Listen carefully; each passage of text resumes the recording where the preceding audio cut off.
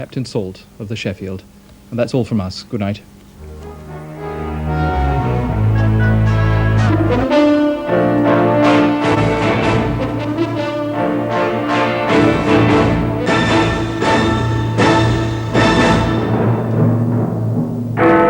Britain is blockading Argentina's coast. 20 more Harriers are flying to the task force. Mr. Pym says if you want peace, get off the island. What the fighting's doing to the Argentine economy. And will the McCarthy report make or break BR? Good evening. Britain has declared an air and sea blockade operating 12 miles off Argentina's coast. It said it was doing it in self-defense for the task force off the Falklands because of the distances that hostile forces can cover, particularly at night and in bad weather. Here's the Ministry of Defence spokesman, Mr. Ian MacDonald. Her Majesty's government warns that any Argentine warship or military aircraft which is found more than 12 nautical miles from the Argentine coast will be regarded as hostile and are liable to be dealt with accordingly. President Reagan talked about the blockade tonight. Well, I'm concerned, of course, that I don't know, but I don't want violence to break out again. I'm hoping that we can have this ceasefire and the removal of all forces. So far, I understand that it is Argentina that is holding back on withdrawing their forces. Do we let the British have a refueling aircraft so they can refuel their Nimrods? I don't know of any plans or any decisions. Mrs. Thatcher left Number 10 tonight and was asked, is there still hope for peace? She said, there's always hope. The Foreign Secretary, Mr. Francis Pym, said Britain wanted a peaceful settlement, but Argentina was intransigent. He was asked by a Southern Irish questioner if Britain were asking too much of Argentina's President Galtieri. If he acceded, he might be overthrown.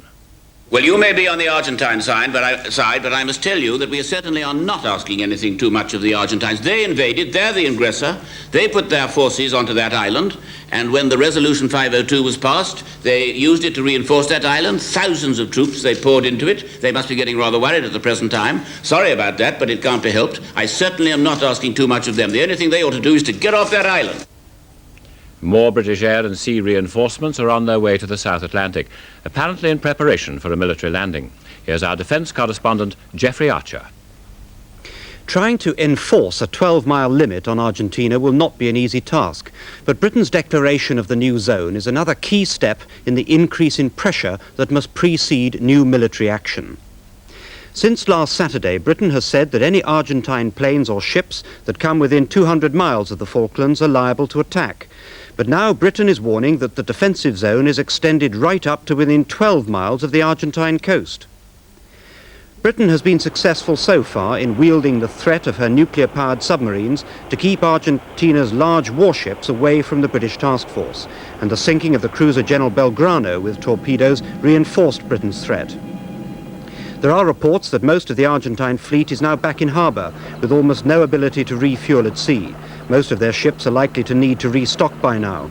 So if they are in harbour, the Royal Navy submarines may not find it too difficult to stop them going far out to sea. But the greatest threat to the British task force is not from the sea, but from the air. It was aircraft flying from the mainland that destroyed HMS Sheffield and damaged a frigate. The new British declaration says any Argentine planes flying further than 12 miles from the Argentine coast are also liable to attack. But with the limited air power Britain has in the South Atlantic, it will be a difficult threat to carry out. Britain has lost 3 Harrier fighters already, as well as the destroyer Sheffield. The Chief of the Defence Staff, Admiral Sir Terence Lewin, was asked today whether he was shocked at the losses. Not shocked, because, as I said, no military operation is without risk. And we expected losses, and we warned ministers of losses, so they were not shocked either. Sad, of course, because of the loss of human life. But I think the task group was ready for this, and I suggest you ask the Commander-in-Chief what he feels about the effect of this on their morale. There is no indication that I have that they're in anything more than a very much stronger frame of mind to do what they have to. And the determination to win is quite obvious. Does the loss of 3 of the complement of Harriers severely deplete the capability of early warning in the air? Well, I think severe is rather a strong word for 3 out of 20. It's that percentage of 20. But we have more Sea Harriers and ground attack Harriers on the way very shortly there. We've made arrangements to replace losses in battle of every sort: men, material, ships, aircraft.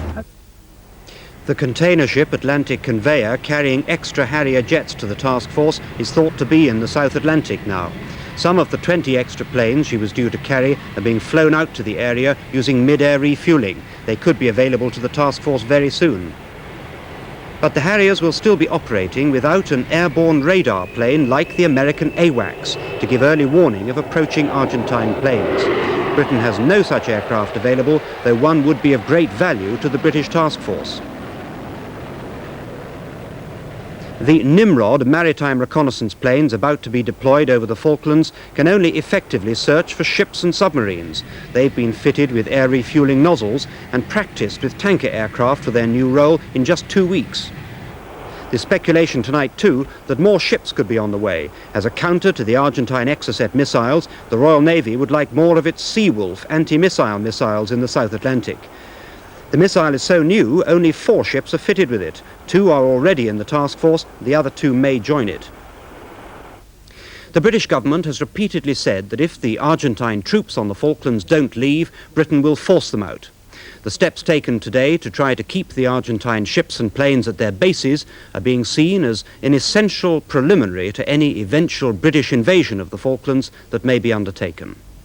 The American Secretary of State, Mr. Haig, is said to be still actively engaged in trying to find a peaceful solution. Western diplomats in Washington say the United States is giving Britain generous military supplies, although it's not clear exactly what. John Suchet in Washington reports on what President Reagan has to offer us. A week ago today, Secretary of State Alexander Haig said, "The United States will respond positively to requests for materiel support for British forces." What then can the Pentagon do most to help Britain? In the first place, it could lend us an AWACS advanced warning aircraft. The nearest Britain has to the AWACS are the Nimrods, but they're designed to spot submarines and ships. The AWACS, on the other hand, has long-range radar designed to spot fighter planes. An AWACS could have spotted the jet bomber which took off from Argentina, fired its missile, and the AWACS could have given the fleet several minutes warning to take evasive action. An AWACS might in fact have saved the Sheffield.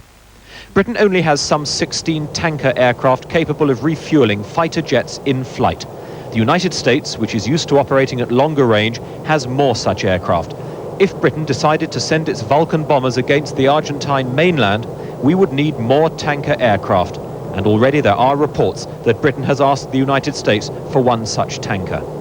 There is a new generation of Sidewinder missiles which can recognize heat from an aircraft no matter at what angle and will home in on it. The Americans are well stocked with them, Britain is not.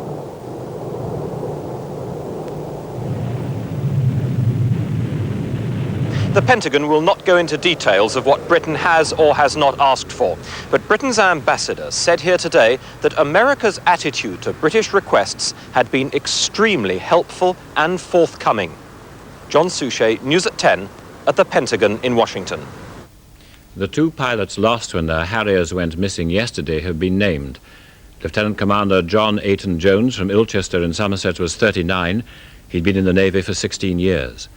Lieutenant William Curtis from Crewkerne in Somerset was 35. He joined the Navy 2 years ago from the RAF and the Royal New Zealand Air Force. His wife is expecting their first baby in 2 months' time. Argentine television has reported a military funeral in the Falklands for Lieutenant Nicholas Taylor, shot down over the Goose Green airstrip on Tuesday. The Argentine report said Lieutenant Taylor was buried with regulation military honours a few yards from the airstrip. The Minister of Defence in London said they'd no reason to disbelieve that report. In London, the Foreign Secretary, Mr. Pym, told the Commons today that the main diplomatic effort is now centred on the United Nations. He said the government was working urgently and constructively with the UN Secretary-General, Senor Perez de Cuellar. But he went on, if Argentina shows no readiness to reach a peaceful settlement, let them be in no doubt we shall do whatever may be necessary to end their unlawful occupation. Our resolve, he said, is undiminished. Here's our diplomatic editor, Michael Brunson. This was an impatient Mr. Pym, dismayed at the collapse of 2 peace plans, not ruling out any military options, hinting strongly at an eventual landing on the Falklands, but ready for the moment to start a new diplomatic phase at the UN. I hope the Argentines will henceforth show that readiness and that desire to reach a peaceful settlement which has been evident so far only on our side. If they do not, then let them be in no doubt that we shall do whatever may be necessary to end their unlawful occupation. Our resolve is undiminished. But for now, another diplomatic heave, this time through the UN, something Mr. Pym is not approaching with any undue optimism. The Secretary-General's ideas, though acceptable to Britain, are still very sketchy, and, said Mr. Pym, the Argentine attitude is obstructive. They appear to be asking for a ceasefire without any clear link with a withdrawal of their invasion force. To grant this would be to leave them indefinitely in control of people and territory which they had illegally seized. Mr. Pym says that another diplomatic push is still worth it. How many more times can this exercise be gone through with Argentina? That I don't know, but they have of course given an indication in public implying that they have accepted the outline put forward by the Secretary-General. As I've said in this statement, and I said in the House, I'm sceptical about that, but we shall see. But I think it's the right way to go ahead now, and we must see what comes out of it. And if they do not succeed, is reoccupation of the islands by force by Britain inevitable? That, of course, remains an option all the time, but it's the one thing we're trying to avoid if we possibly can, because we want to get a negotiated solution. And as I said in the House just now, I am not in the business of closing doors. I am in the business of opening them. Mr. Pym was clearly trying to rally support today, as he'll do this weekend at a Common Market Foreign Ministers meeting in Belgium.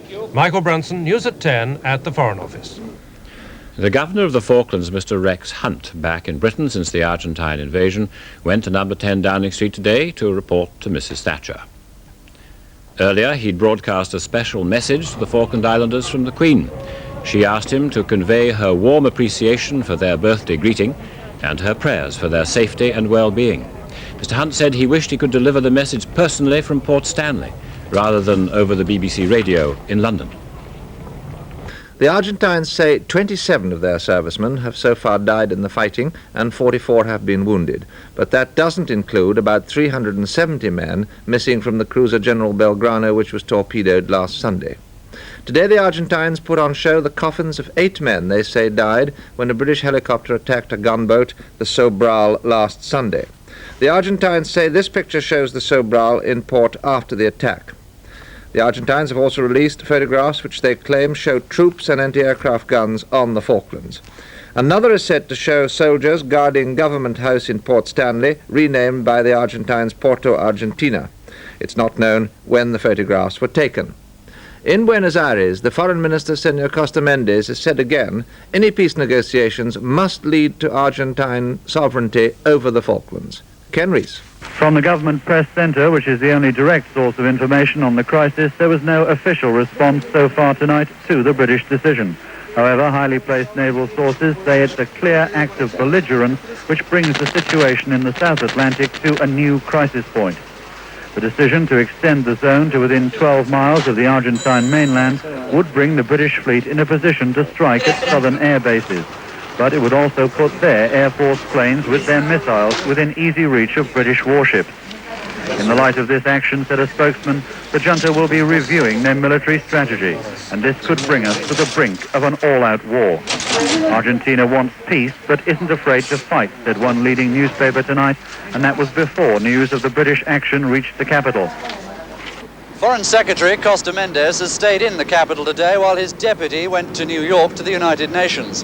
Mr. Costa Mendes described the intervention of the UN Secretary-General as the first positive diplomatic progress to date.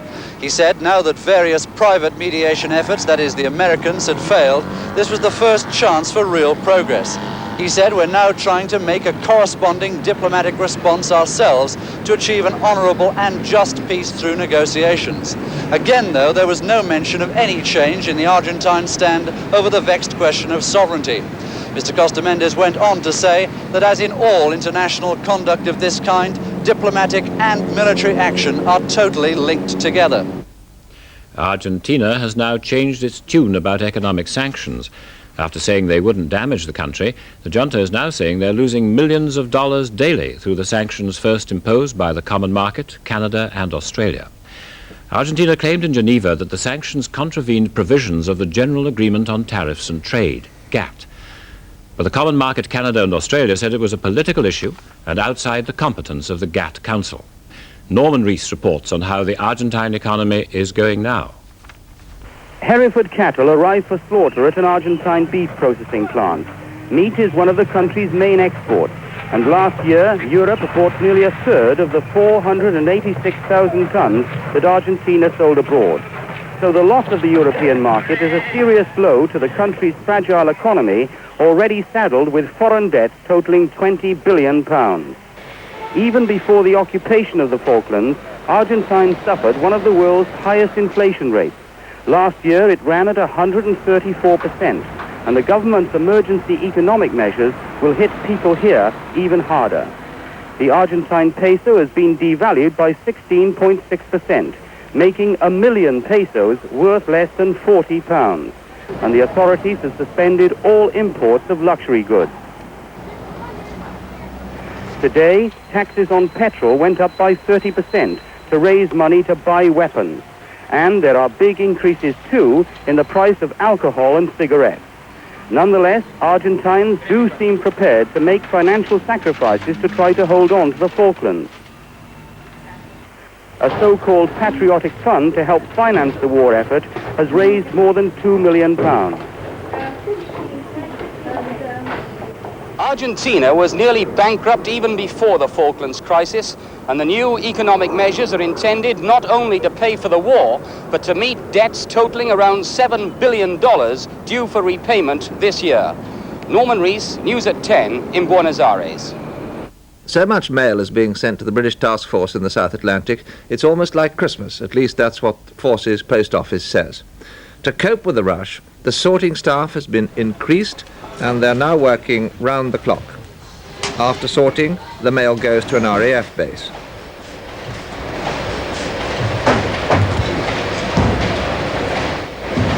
"34,000 bags have been shipped out so far. The RAF flies it to Ascension Island, and from there it goes by ship, taking on average 7 days to reach its destination. Letters home come back the same way, and as a bonus, each man can send a free telegram by satellite. Another transport ship has been requisitioned. This one, the Geest Port, usually carries bananas from the West Indies. She'll go to Portsmouth tomorrow to be refitted. And the jewel of the Merchant Marine, the QE2, is still being refitted as a troop ship at Southampton. Joan Thurkettle went to see today how she was getting on. It's the first time the QE2 has been requisitioned after an unbroken 12 years of luxury cruising.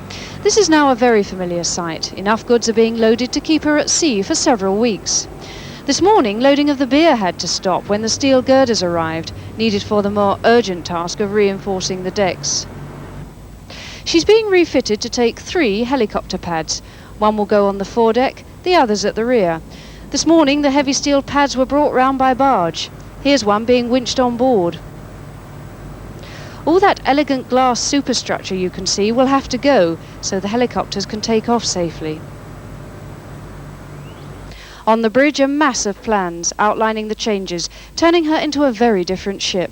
Well, it's a little hurtful to go around and see the changes, but we are also aware of the fact that these things can be put right again.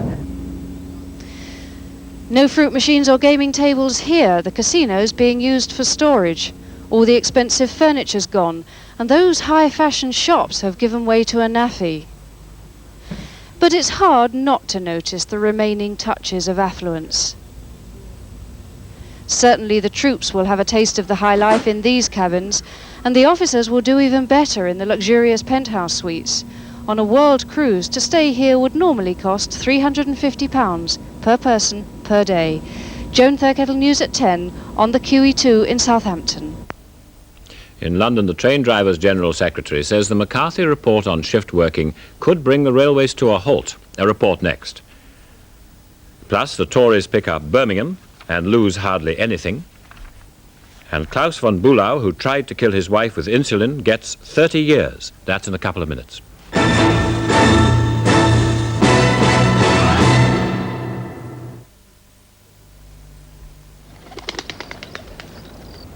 Television has come a long way since I invented it. Take this rediffusion TVRM, television receiver monitor. The technology is out of this world. It's specially designed for this new video thing. I can watch Charlie's Angels while recording the Saints match, or watch my favorite film. You can even get this teletext thingamajig. Rent any one of 54 combinations of a TVRM with video from rediffusion, and you'll save a bob or two. How inventive. In 1971, Fiat introduced the much-loved 127. In 1977, with so many imitators, we improved it. Now, for 1982, we've improved it again. A restyled front end, impact-resistant bumpers, protective side panels, a new dashboard, new upholstery, plus a fifth gear. In all, 30 changes we think put us back in front of our rivals. The new 127 1050 Super. Back with a bang. 1982 is a good year for Fiats.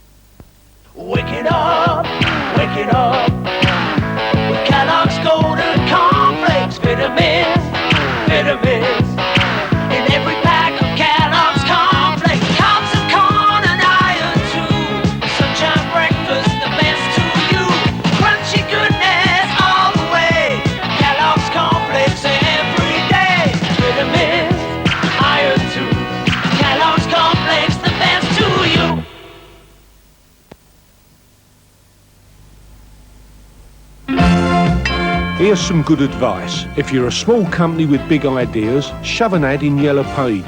It's got a lot of clout.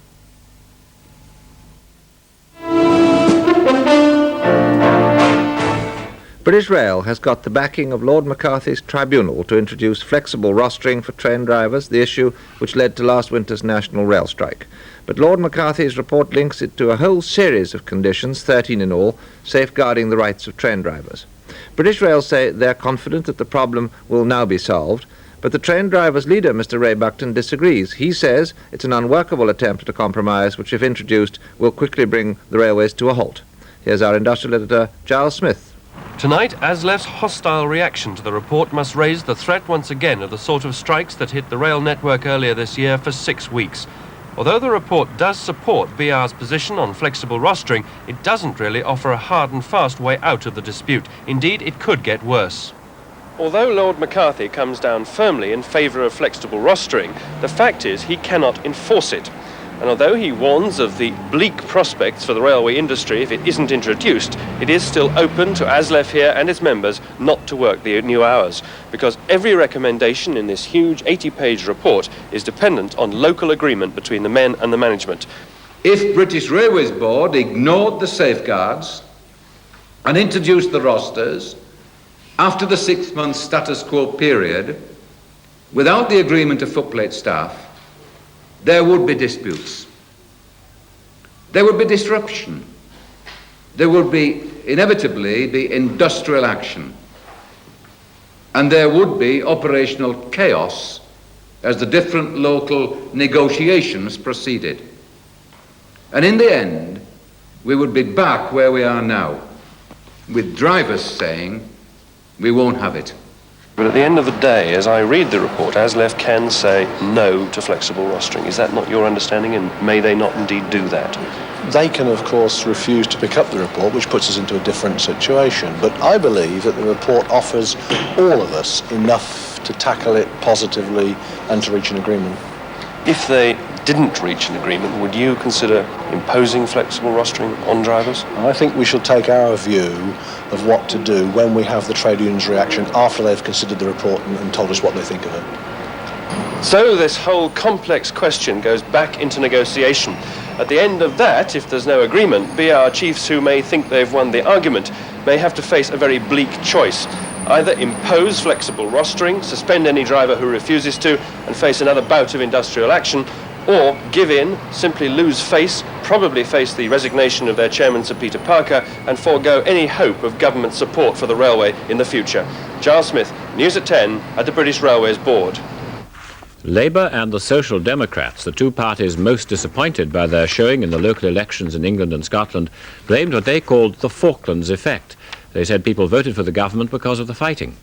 The Conservative chairman, Mr Cecil Parkinson, said the party had been recovering in the opinion polls before the crisis. The Conservatives captured Birmingham and Dudley in the West Midlands despite rising unemployment, results unheard of in the middle of any government's term of office. Labour lost control of the left-wing regional council in Lothian, which includes Edinburgh, and in London its left-wing lost control in Lambeth after a fourth recount tonight, and it lost control in Bradford and Walsall too. But in London it recovered Islington, crushing the Social Democrats 51-1, and it won in Basildon and Thurrock in Essex. The Liberals did well in new towns and dormitory towns just north of London, but they could only tie with the Conservatives in Richmond, and they failed to take Liverpool. The Social Democrats won only 13 seats in the whole of London, where they have 8 MPs. They won nothing in Liverpool, where they have 3 MPs. The national balance. Conservatives 2,260 seats, Labour 2,153, Alliance 491. But that splits down. And of that, the Liberals have 400, the SDP 91. The Scottish Nationalists 23, and others, chiefly independents, 326. Now, the changes. Conservatives up 14, Labour down 45, the Alliance up 109, but that's all Liberals, the Scottish Nationalists up 4, and others down 82. In 18 representative London constituencies, the Alliance picked up 25% of the vote, but that helped to produce a swing to the Conservative from Labour of 3.2%, a swing to Mrs Thatcher. Britain's fourth largest union, NALGO, the National and Local Government Officers Association, has voted not to affiliate itself with the Labour Party. It's the only big union to do so. The vote by secret postal ballot was nearly 9-1 against affiliation. Another union in the health service has decided on industrial action after rejecting the government's pay offer of 4 to 6%. From Monday, members of NUPE will aim to deal only with accidents and emergencies. The union's General Secretary, Mr Alan Fisher, says medical staff would decide what was an emergency. His members have been told not to take action to endanger life. 2 other health service unions, COSI and NALGO, will also be taking industrial action. In the United States, unemployment went up to 9.4% last month, the highest in 41 years, to stand at more than 10 million. And in Canada, it's also the highest since the Depression of the 30s at 9.6%. Here, on our job front, the pace of redundancies seems to have slackened, although there aren't many new jobs about. In the biggest job loss recorded by ITN this week, Smith's Crisps are getting rid of 542 workers with the closure of 2 factories in Great Yarmouth and Stockport. And in spite of the Falklands crisis, 294 jobs are being lost at the Royal Ordnance factories in Blackburn and Chorley. The model railway makers Hornby have announced around 300 redundancies in Margate. Miles Redfern, who make rubber components for vehicles, are losing 175 in Dunstable, and nearby in Luton, the electrical goods makers Electrolux are shedding 100. The major new jobs this week include 140 at BMK Carpets in Kilmarnock, the firm bought from the receiver last week. A further 140 are being taken on at the Leek and Thorpe department store in York, and Charcon Tunnels and Nottinghamshire are looking for 100 new people.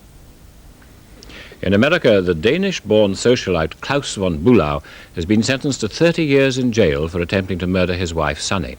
Under Rhode Island law, he won't be eligible for parole for 10 years.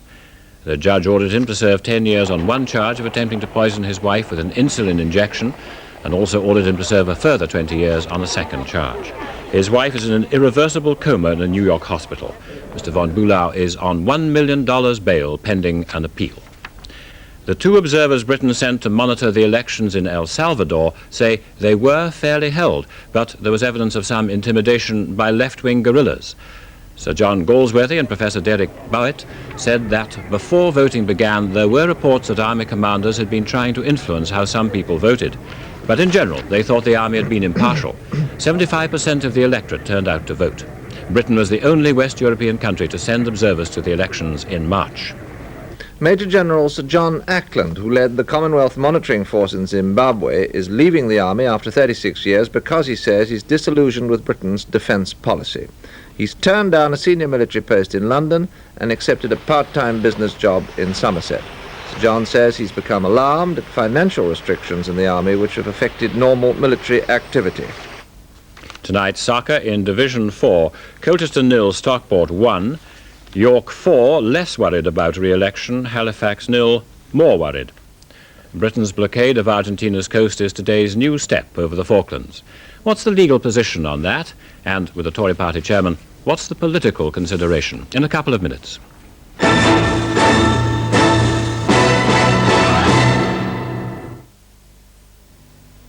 There's never been a better time to buy, and there's no better choice than at UK. You'll find London's widest selection of suites and corner groups, a huge range of beds, and the biggest choice of carpets in Europe. Whatever you're looking for choice, looking for value, look no further than UK at Olympia and Bow. Now.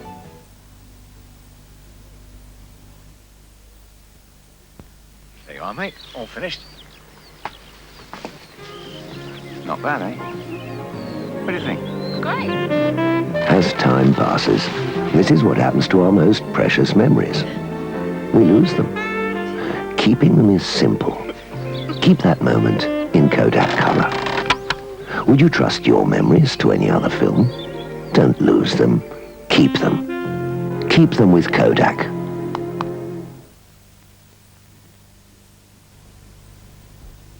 Since he was born, I've used Produce baby slips to absorb his little problems, because Produce baby slips keep him drier longer. They've got elasticated legs and very soft, absorbent quilted padding from side to side. See, Produce baby slips are as firm and as gentle with him as I am. Produce baby slips keep a baby drier longer.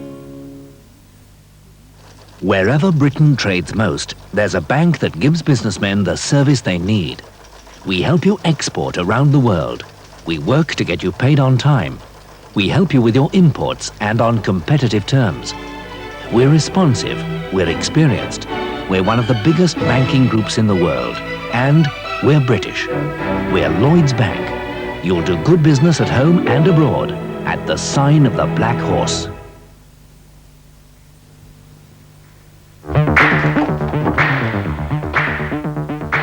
Adidas. Dunlop. Schlesinger. Olympus. Fred Perry. New Balance. Nike. Head. Patrick. Olympus. Yardex. Puma. Olympus. Just some of the big names you'll find at Olympus Sport 301, London's spectacular new sports store at 301 Oxford Street. Fila. Olympus. Private Lessons, the movie for the things they won't teach you in school. What happened to him should happen to you.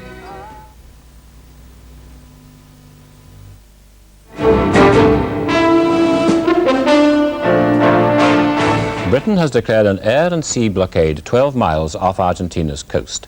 What's the legal position? What's the political one? Here tonight, Mr. Cecil Parkinson, the Conservative Party chairman and a member of the Inner Cabinet, and Professor Rosalind Higgins, Professor of International Law at the London School of Economics. Professor Higgins, what legal right has Britain got to take such a step? Well, the legal right has to be the same as that for everything we've done so far. In other words, it has to be justified under the doctrine of self-defense. And therefore it's something that has to be enforced by force and nothing else. Well, self-defense has two requirements. It has to be proportionate and it has to be necessary. The necessary part, I think, we see fairly clearly from the vulnerability of our ships so far. The proportionate part is the more worrying thing here, the thing that will have to be explained to the world at large, because undoubtedly it is extending the intrusion onto the normal use of the high seas further than before. Now, there was controversy about the torpedoing of the Argentine cruiser.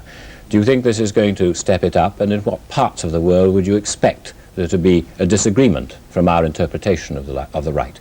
Well, I rather see this as an attempt to avoid a repetition of that controversy by giving advance warning that we regard all naval vessels and military aircraft as of themselves presenting a threat to us, rather than having to explain with regards to a particular vessel that in the circumstances at that moment it did represent such a threat. But what if a mistake were made and it wasn't actually an Argentine plane or an Argentine craft that was attacked? What damages would there be? Then we would be liable to damages, and indeed it's interesting to see that the terms of the new blockade have very carefully avoided seeking to include any third-party shipping or indeed purely commercial shipping or aviation of Argentina. So we're not seeking to enforce a total economic blockade or stranglehold in that sense. But now, how different is this, say, from what some Conservative MPs have been calling for in the House of Commons, an attack on Argentine air bases on the mainland of Argentina in self-defense? It's different in this way. It's different because we still have drawn the line at Argentine waters. We've drawn it at 12 miles. The Argentines, of course, claim very much more than that. But the claim that's most widely recognized in international law, which we find in the new treaty just concluded a few days ago on the law of the sea, is 12 miles. So we're still coming short of any intrusion into either the sea or the land territory. And clearly this measure is directed to having to avoid the very difficult decision as to whether at some stage the doctrine of self-defense did require us to go to the bases. Nevertheless, the news has just come in that Argentina has gone, perhaps as expected, to the United Nations to complain about the British declaration of blockade. What consequences will that have? What can the United Nations do? Well, the United Nations, the Security Council, can at any time take measures that it considers necessary to maintain the peace. And if for any reason it considered that the new British measures of self-defense were in fact contrary to the maintenance of international peace, it could say so, and it could call for Britain to desist from them. I think it's perhaps unlikely to do so, but it has that power. And how different are we now from, say, a declaration of war, legally? A declaration of war is something that non-lawyers talk about a great deal. Blockades are traditionally associated with war, but there are Pacific blockades. We saw one, of course, in different circumstances in Cuba. And although, of course, it raises the level of hostilities, the threshold, it doesn't of itself make the hostilities of such a different dimension that it turns it from this rather uncertain status into war. Thank you. Mr. Parkinson, now, politically, why do you think this decision was necessary? Well, I think it was necessary because we've had examples in the last week of both the speed at which modern ships, for instance, can move and the very devastating effect of modern weaponry. And artificial lines drawn on the sea actually can have the result of putting one's forces very severely at risk. And what we've said, and we served a very fair warning on the Argentinians, we've simply said, look, the safety of our troops is of enormous importance, of paramount importance to us. We are not going to risk them, and if you cross that line, we will assume you're coming with evil intent, and we will have to act against you. But we have warned them of the consequences of crossing that line, so that they know. What do you think the consequences of this will be in the House of Commons? There has been opposition in the other parties to the steps already taken. Will this exacerbate it? I wouldn't have thought so, because we've made our position very, very clear. We've given the Argentinians very fair warning of our intention, and all they have to do to avoid having their ships sunk or their aircraft shot down is to keep them away from our people and from avoid breaking that zone. If they do, we now know that it is essential for the safety of our own forces that we have the capacity to defend them, but we wanted them to know what our intention was. Now, do you think this will alter Britain's position with some of our friends? It's been said that some of the West European countries have been getting a little bit querulous about what we've been doing in the course of the past week. Do you think this will make things worse? No, I wouldn't have thought so. I think Rosalind Higgins is right. I think the alternative to this could have been much worse. What we're saying is we want to find a peaceful settlement. We've had appalling examples this week of the damage that modern weaponry can do, and we're not prepared to sit by and let it happen. We feel it's necessary for the defense of our forces to have these new arrangements, which we've clearly defined, and I think our friends will understand. After all, we are there because of Argentinian aggression. We are there to enforce the 502, the United Nations resolution. We are not there. We want to see the Argentinians leave. We want a peaceful settlement. We're not prepared to hazard our forces, and we've warned them that we're not prepared to.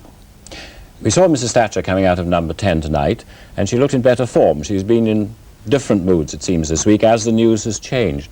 How long do you think a crisis like this can go on? What is the stress and strain on the human beings at the centre of it? I think it is a strain. It is an incident like the Sheffield is an enormous shock to anyone's system. But we are utterly convinced of the rightness of our cause. And there is no sign at all of weakening in the cabinet, and certainly not in Mrs. Thatcher, because we believe in what we're doing and we intend to get a settlement. We prefer a peaceful settlement. We've made that very clear. But we've also made it clear, and Francis Pym did it again today, that if we have to go the other route, we have the determination and we have the capacity to do it. But do you think, say, we're coming towards the end of this week, given the events of this week, do you think Britain looks, say, to people abroad, a more united or perhaps a less united country tonight? I would have thought that we look a very united country. I think the House of Commons has responded extremely well this week. The government is united, the cabinet is united, and we have the United Nations resolution to say that we are the party against whom the wrong's been done. Our NATO allies yesterday said they were on our side. Francis Pym is with our EEC partners who also recognise the rightness of our case. I don't think anyone overseas should regard this country as a divided one. I think it's a very determined one. Some people suggest that the media are not wholly on the government side. Well, I think there has been a feeling, which Mrs. Thatcher voiced yesterday, and which other people have voiced, that some parts of the media have appeared to be extremely detached, to appear to be taking the view that somehow or other it's their duty to be even-handed. The whole world has recognized that the Argentinians are the aggressors and that we are the aggrieved parties. And I think there is a tremendous feeling in the country that this must be recognized, and I think detachment is something the public find very hard to understand. Thank you. Thank you both very much. And that ends the news tonight and for Convention.